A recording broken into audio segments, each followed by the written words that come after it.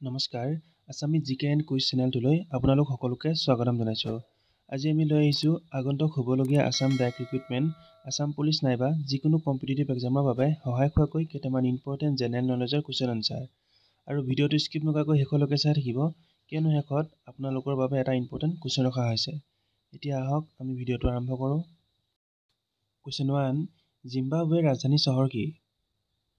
Answer, জিম্বাবৱেৰ ৰাজধানী চহৰ হৈছে অপশ্যন বি হাৰাৰে।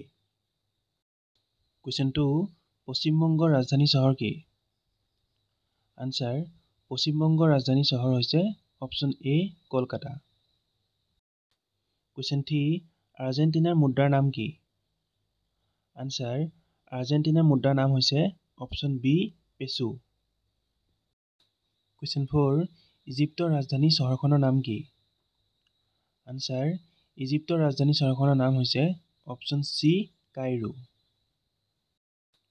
কুৱেশ্যন 5, ইটালীৰ ৰাজধানী চহৰখনৰ নাম কি?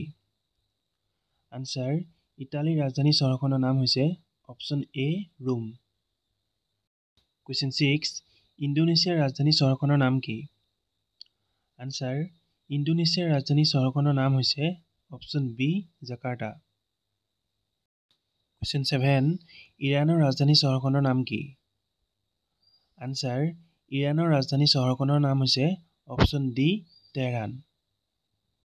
কুৱেশ্যন 8, কিউবাৰ মুদ্ৰাৰ নাম কি?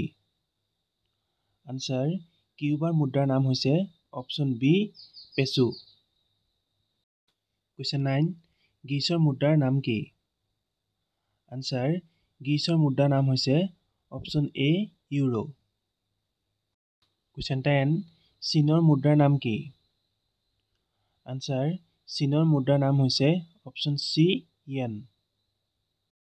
কুৱেশ্যন 11, চুডানৰ ৰাজধানী চহৰ কি? আনচাৰ, চুডানৰ ৰাজধানী চহৰ হৈছে অপশ্যন বি খাৰ্টুম। কুৱেশ্যন 12, জাপানৰ ৰাজধানী চহৰ কি? আনচাৰ, জাপানৰ ৰাজধানী চহৰ হৈছে অপশ্যন এ টকিঅ'।